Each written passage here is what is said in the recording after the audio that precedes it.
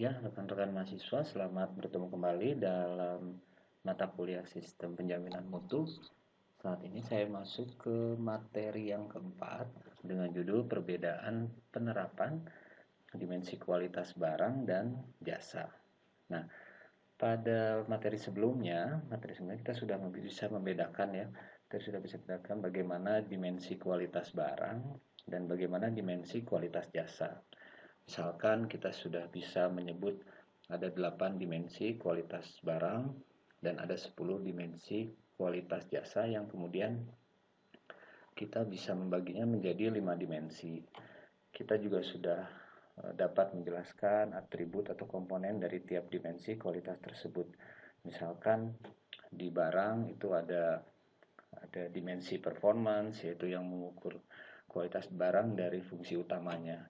Atau di jasa kita juga bisa mengetahui ada dimensi tangible, ada dimensi empati dan lain sebagainya. Nah, pada materi ini, jadi pada dasarnya saudara sudah mengetahui apa perbedaan antara dimensi kualitas barang dan apa perbedaan dimensi kualitas jasa. Nah, pada pembahasan kali ini kita tetap masih akan berbicara mengenai dimensi kualitas barang dan dimensi kualitas jasa, melihat perbedaannya, tapi dari cara penerapannya. Jadi dari cara penerapan dimensi tersebut, yaitu dari cara menyatakannya, dari cara mengukurnya, dan dari cara mengelolanya ya. Nah, jadi dari tiga inilah kita akan coba bahas perbedaan antara dimensi kualitas barang dan dimensi kualitas jasa. Nah, perlu saya jelaskan terlebih dahulu bahwa hampir seluruh materi kuliah ini dalam semester ini, kuliah manajemen mutu ini, sekitar 95%-nya itu materinya akan mengajarkan bagaimana saudara melakukan kualitas dari sisi produsen, bukan sebagai konsumen. Harapannya nanti setelah mengikuti mata kuliah ini, saudara mampu mengolah kualitas produk yang saudara hasilkan agar memenuhi harapan konsumen. Namun untuk menghasilkan produk yang berkualitas tersebut, salah satu syaratnya adalah kita harus mampu menempatkan diri sebagai konsumen. Ya, jadi kita harus bisa menempatkan diri sebagai konsumen.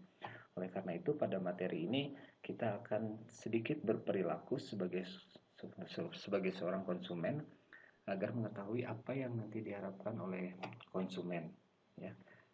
Nah, saya mulai dari pertanyaan seperti ini. Saat saudara berperilaku sebagai konsumen, saat hendak membeli barang, apa yang saudara pikirkan? Apa yang saudara lakukan saat sebelum membeli suatu barang? Silahkan pikirkan sejenak. Apa yang saudara lakukan saat sebelum membeli barang? Ya, barang ya, bukan jasa, barang. Misalnya saja handphone, seperti itu. Apa yang saudara lakukan? Nah, silahkan berpikir apa yang saudara lakukan sebelum Anda membeli suatu barang. Nah, secara teoritis ini bisa dijelaskan melalui teori marketing. Namun karena kita bukan di mata kuliah marketing, saya hanya akan membahasnya sedikit saja. Saya akan berikan contoh sebuah video tentang bagaimana seseorang mengambil keputusan dalam membeli suatu barang contohnya ya. Saya akan perlihatkan video.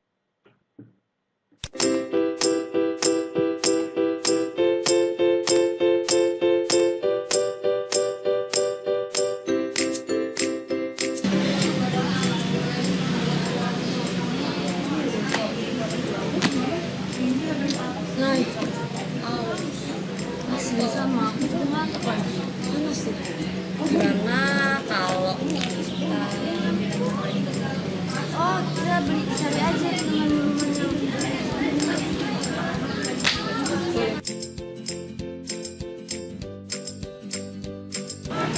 yang ini aja Van, sumpah ini pas banget, udah cuacanya lagi panas terus ini minumannya dingin dan kita tuh lagi ngantuk jadi pas banget yang ini aja. Nah, tapi anak-anak ini nggak sih lebih seger loh. Dan ini ada jelinya. Kan gue lagi lapar nih sekarang.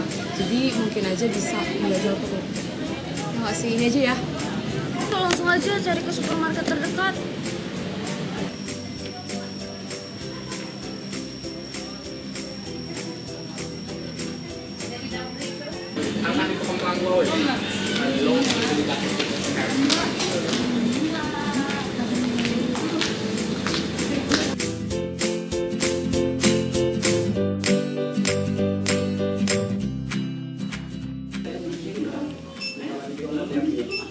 Ya, Nay.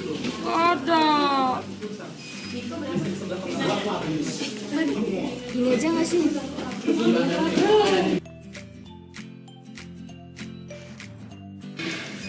Ini aja ya.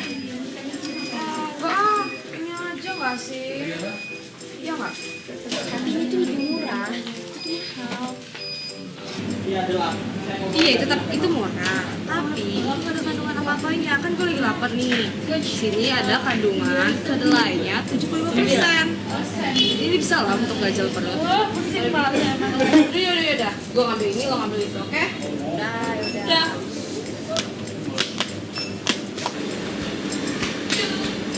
Bayar. Ini aja mbak, Yuk. dari satu atau sendiri-sendiri? Satu. Satu. 8.500, ada lagi? Kita aja. Mau diplastikin atau enggak? Enggak sah. Dua. Makasih.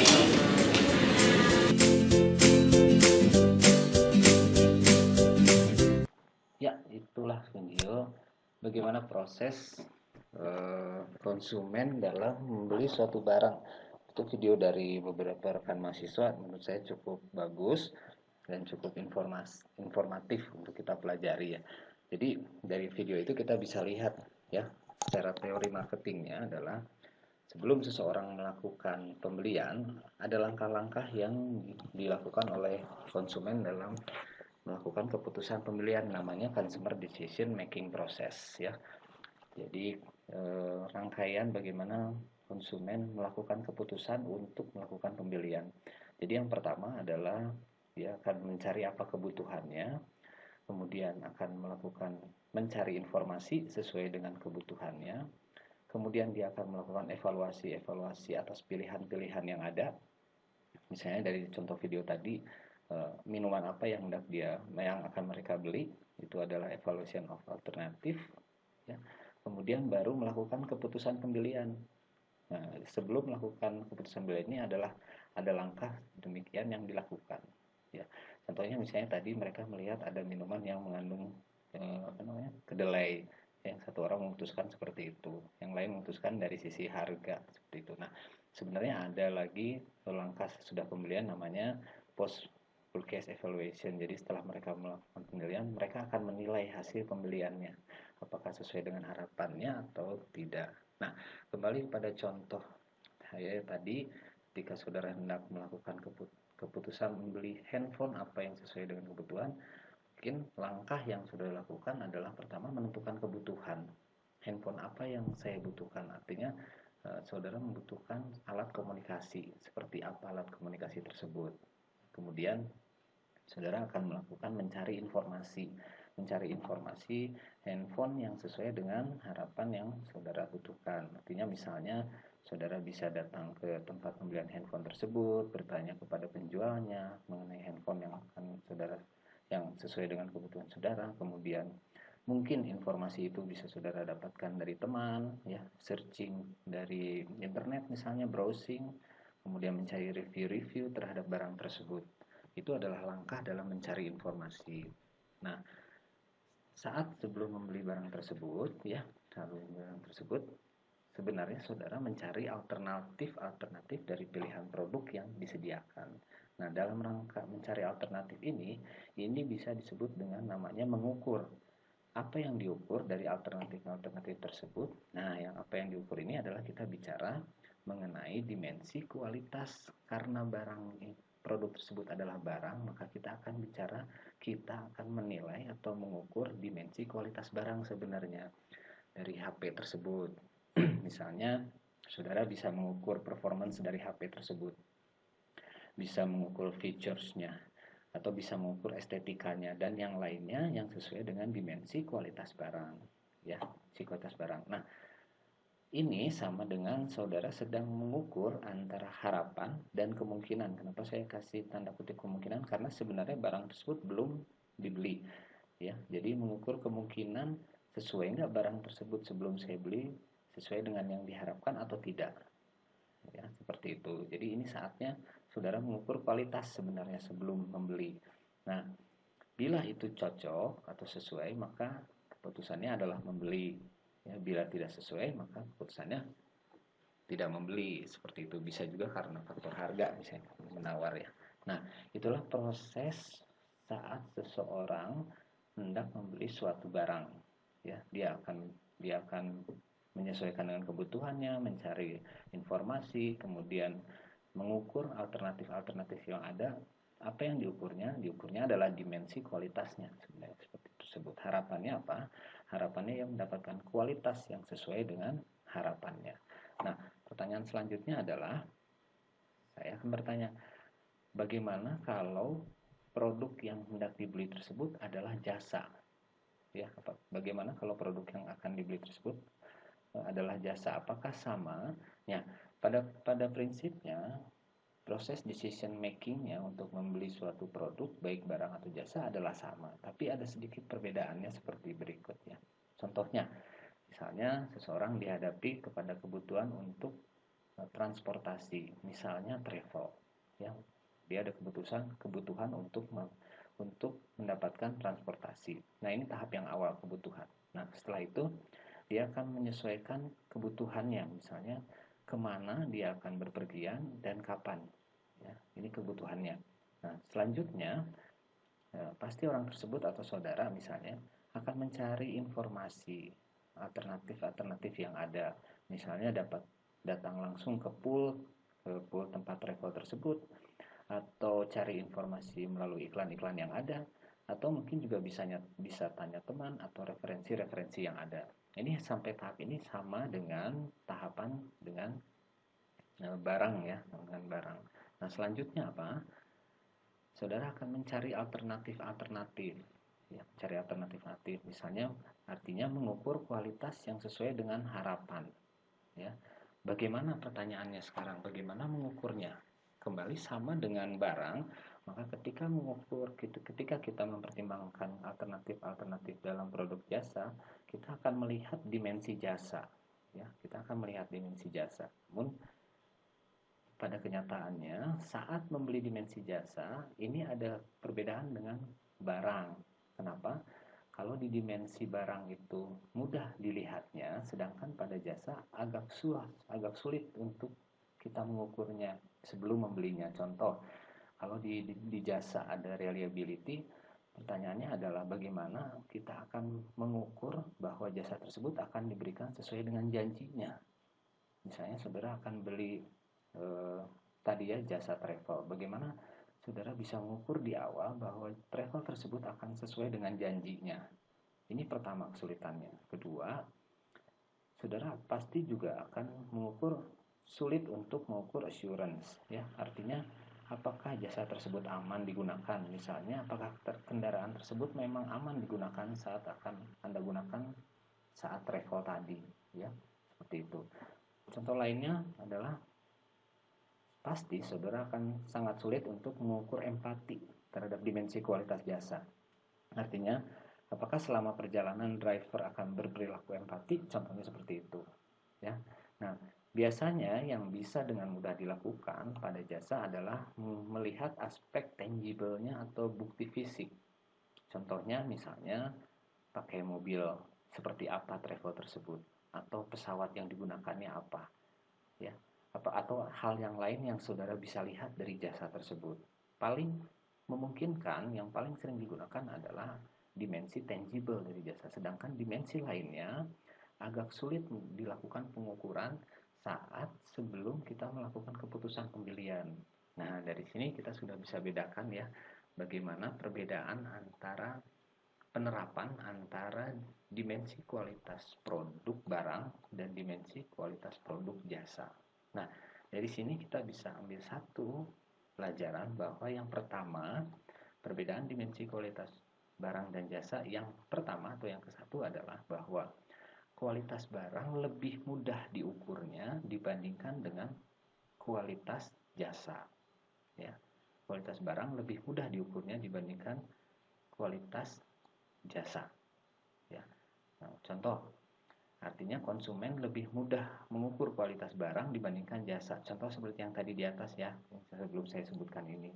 Kemudian dimensi kualitas pada barang lebih banyak dapat terukur dibandingkan dimensi kualitas jasa. Contoh misalnya yang tadi, saat sebelum melakukan pembelian barang, saudara mungkin bisa mengukur 7 dari 8 dimensi kualitas barang, sedangkan jasa mungkin hanya 1 dari 5 dimensi kualitas jasa.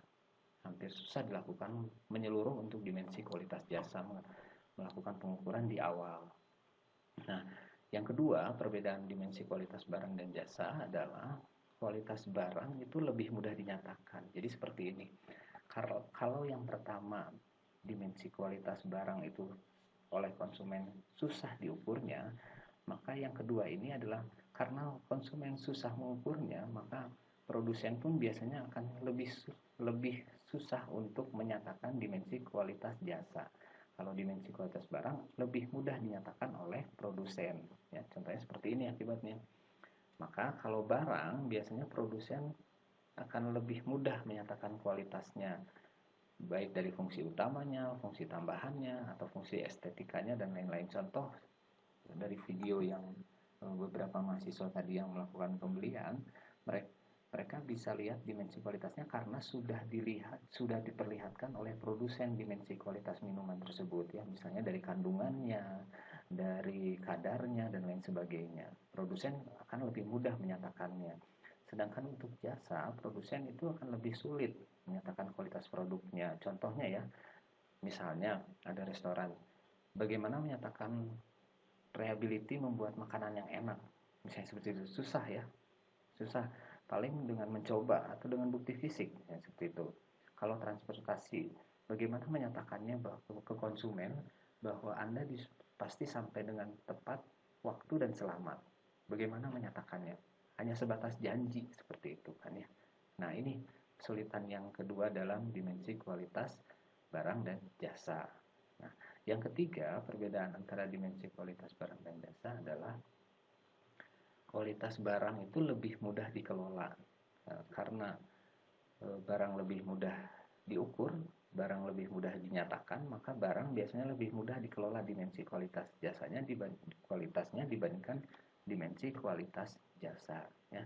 Contohnya misalnya produsen barang, misalkan mobil ya, mengelola itu bisa luas, artinya saya hanya ambil contoh di bidang pemasaran aja. Misalnya ya, dalam mengelola pemasaran, produsen barang misalkan mobil, untuk membujuk konsumennya membeli produknya, maka bisa melakukan langkah yang diberikan lebih mudah, misalnya melakukan test drive, uji coba ya, kemudian bisa ditunjukkan langsung fungsi tambahannya di dalam mobilnya itu seperti apa, kemudian bisa ditunjukkan kemudahan penggunaannya. Kalau barang relatif mudah dinyatakan, lebih mudah dikelolanya oleh produsen.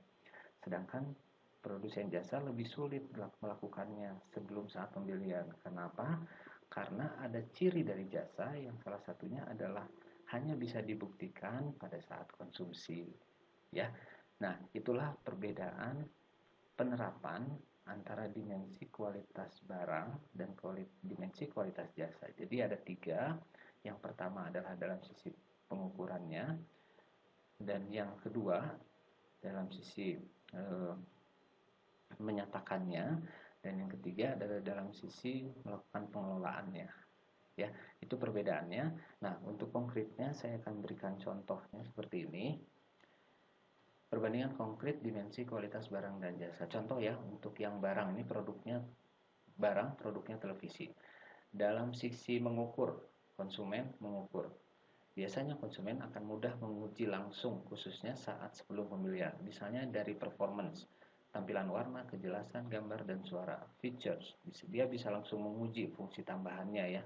Seperti ini, ada penunjuk waktu, misalnya sambungan video game, komputer, dan lain sebagainya. Dalam segi estetika, dari dimensi estetikanya, dia bisa melihat langsung ukurannya, bentuk, warna, dan bahan. Dari perceived quality, dia bisa melihat langsung dari merek. Dari conformance, dia bisa buktikan antara kenyataan dan spesifikasi yang diberikan. dari sisi keandalan atau reliability ini memang sulit dibuktikan saat sebelum pembelian, namun bisa dilihat dari spesifikasi, ya, artinya lebih mudah diukur, ya. Kemudian dalam sisi durability atau daya tahan memang saat pembelian masih sulit dilakukan, ya, tapi masih bisa dilihat dari spesifikasi berapa lama bahan tersebut akan tahan, TV tersebut akan tahan, ya. Nah, service ability juga sebenarnya agak sulit dilakukan, tapi bisa dinyatakan, misalnya ketersediaan suku cadang cukup mudah. Service center bisa dilihat dari daftar list centernya, gitu ya, service centernya. Ya, coba dilihat hampir semua dimensi ini sebenarnya yang di barang ini dalam sisi mengukurnya dapat semuanya dilakukan pengukuran. Ya, nah dari sisi menyatakan biasanya ini adalah sisinya produsen. Untuk barang misalnya televisi, produsen akan lebih mudah, ya, lebih mudah menyatakan langsung pada produknya. Misalnya ketika itu dia bisa menyatakan bahwa produk TV saya memiliki kualitas, misalnya lebar incinya berapa, tampilan casingnya seperti apa, teknologinya misalnya touchscreen, kemudian dia bisa juga menampilkan langsung layar datar, misalnya slim atau tipis, dengan teknologi yang dapat memancarkan kristal yang dapat menghilangkan resiko radiasi, misalnya seperti itu. Ya, kemudian dia juga bisa menunjukkan bahwa teknologi penggunaan daya yang rendah, jadi menghemat listrik misalnya 50% seperti itu. Ya, dia lebih mudah menyatakannya. Nah, dalam sisi mengelolanya, produsen juga cenderung lebih mudah melakukan pengelolaan. Contohnya, saya hanya ambil contoh dari bidang pemasaran misalnya, supaya produsen itu tertarik, konsumen itu tertarik, ya, dia bisa memberikan uji coba terhadap barangnya, ya. Terus dia juga bisa langsung, produsen bisa memperlihatkan langsung fungsi utamanya, fungsi tambahannya, estetika, conformance dan lainnya, dan garansi produk, contohnya seperti itu, ya. Nah, ini dari sisi mengelola atau pemasarannya. Nah, bagaimana dari sisi dia sendiri akan mengukur kualitas outputnya. Jadi sekarang produsen akan menguji sendiri barangnya, ya. Dia relatif akan lebih mudah kalau barang misalnya dia bisa melakukan uji coba atau tes produk sebelum dijual, ya. Uji coba langsung dilakukan pada produk misalnya melalui uji performance atau uji features, ya, benar nggak kuat atau benar nggak fungsi utamanya itu jalan, ya. Kemudian dia juga bisa melakukan uji eksternal itu terhadap konsumen, misalnya melalui kepuasan konsumen, ya. Nah, cirinya adalah dia bisa menjaga kualitas terutama saat proses produksi sebelum penjualan. Jadi dia bisa menjaga kualitasnya sebelum penjualan. Sebelum barang tersebut dijual ke konsumen, dia bisa melakukan uji kualitas terhadap produksi barangnya. Ya, kalau barang tersebut tidak berkualitas, dia bisa melakukan langkah awal sebelum barang tersebut dijual. Ya, nah inilah contoh konkretnya penerapan dimensi kualitas barang. Nah, saya akan perlihatkan bagaimana perbedaannya dengan dimensi kualitas jasa. Ya, contohnya adalah jasa rumah sakit. Ya, jasa rumah sakit. Nah, saudara bisa bayangkan sendiri, misalnya saudara akan menggunakan jasa rumah sakit. Saudara akan mengukurnya sebelum melakukan pembelian. Maka bisa dipastikan biasanya konsumen akan sulit menilai mengukur kualitas jasa, khususnya pada saat pembelian jasa rumah sakit. Misalnya, pasti konsumen akan bertanya, apakah saya akan dilayani dengan penuh empati? Bagaimana membuktikannya sebelum awal membelinya, ya? Kemudian, apakah tenaga medis ini nanti bisa berkomunikasi dengan baik, jelas dan terbuka, ya? Misalkan mengenai penyakitnya, mengenai obat yang digunakan atau harga, seperti itu. Kemudian sulit membuktikan apakah rumah sakit akan menangani segala kebutuhannya dengan cepat dalam dimensi responsif, ya. Terus bagaimana dengan keprofesionalan tenaga medisnya? Apakah benar profesional atau tidak? Apakah tenaga administrasi dan penunjangnya juga profesional? Ini dari unsur dimensi assurance. Mereka konsumen belum bisa mengukur sampai tahap sebelum pembelian, ya. Nah, hal yang paling mungkin, ini yang tadi saya jelaskan, yang paling mungkin sebelum melakukan pembelian jasa biasanya melihat unsur dimensi fisik atau bukti fisik, tangible, ya. Nah, lihat hampir semua dimensi ini sulit diukur dalam jasa sebelum saat pembelian. Mungkin hanya tangible aja yang bisa dilakukan pengukuran. Nah, demikian juga pada dasarnya kesulitan ini nggak dihadapi oleh konsumen saja, Tapi kesulitan ini juga dihadapi oleh produsen, contohnya dalam saat menyatakan dimensi kualitas jasanya. Karena konsumen sulit mengukur, maka pada dasarnya produsen pun menghadapi masalah yang sama, bagaimana menyatakan kualitasnya. Paling yang bisa dilakukan adalah memperlihatkan gedung, ini unsur tangible-nya, ya, atau memperlihatkan kerapian karyawan masih di unsur tangible, ya. Kemudian yang paling bisa dilakukan adalah melakukan referensi, misalnya menyatakan dengan standar atau pemenuhan standar tertentu, akreditasi, ISO, CARS, dan lain-lain. Paling sebatas ini, ya, untuk menyatakannya. Sulit menyatakan bahwa karyawan saya adalah karyawan yang penuh empati.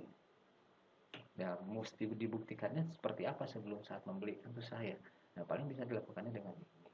Demikian juga saat pengelolaan, produsen biasanya pengelola jasa itu agak mengalami kesulitan dalam dimensi kualitas jasanya. Ya, contohnya pengelolaan kualitas di jasa lebih sulit dibandingkan barang. Ya, biasanya promosi kualitas cenderung mengandalkan referensi atau ulasan. Jadi pada jasa itu biasanya promosi kualitasnya susah membuktikan seperti barang. Biasanya mereka mengandalkannya referensi atau ulasan tertentu. Ya, misalnya ada referensi baik dari pelanggan, ulasan yang baik dari konsumennya, seperti itu. Ya. Nah, biasanya aspek tangible yang tadi saya sudah jelaskan biasanya jadi andalan, ya. Biasanya terutama untuk promosi tahap awal, misalnya mengandalkan promosi rumah sakit dengan gedung yang baik, peralatan yang baik, ruangan yang lengkap dengan peralatan yang lengkap, biasanya dari situ unsur tangible-nya yang dipasarkan. Nah, dalam sisi menjaga kualitas pun biasanya produsen akan mengalami kesulitan, ya. Karena kenapa? Kalau di barang, ya, barang itu bisa menjaga kualitas sebelum barang tersebut jatuh ke tangan konsumen. Tapi kalau di jasa, menjaga kualitasnya itu harus selama proses produksi. Ya.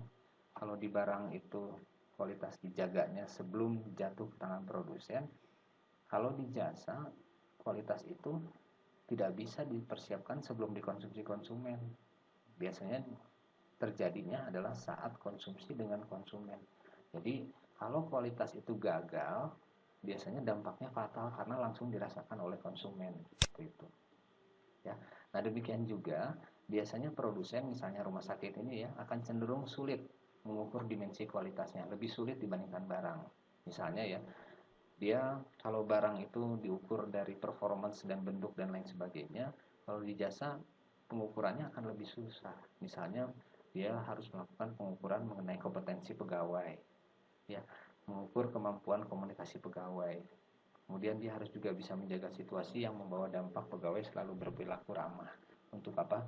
Untuk memastikan bahwa pegawainya bisa berperilaku empati dan komunikasi yang baik, seperti itu. Nah, demikianlah contoh perbedaan antara penerapan dimensi kualitas barang dan dimensi kualitas jasa dalam penerapannya, gitu. Baik, itulah materi yang ketiga. Saya kira cukup panjang, mudah-mudahan bisa dipahami. Seandainya ada hal yang perlu ditanyakan, masih ada waktu untuk kelas online, kita bisa lakukan tanya jawab. Demikian materi yang kali ini. Terima kasih.